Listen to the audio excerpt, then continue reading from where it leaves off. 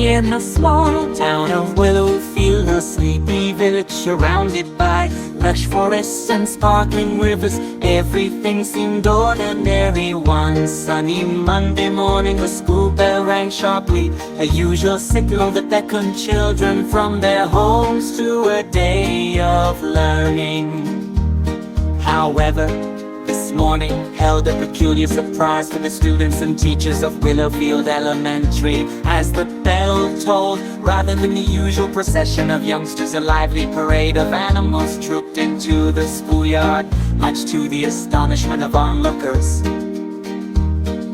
Leading the march was Leonard the lion, a regal creature who with an air of authority padded straight into the classroom and sat majestically at the teacher's desk.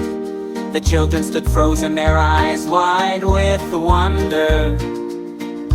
From the windows, agile monkeys swung in, using the ceiling fans as their personal jungle gym. They chattered excitedly, their antics sending ripples of laughter through the startled students. Then came Ginny the giraffe, her long neck causing quite the conundrum, as she bent awkwardly to maneuver through the door, her head brushing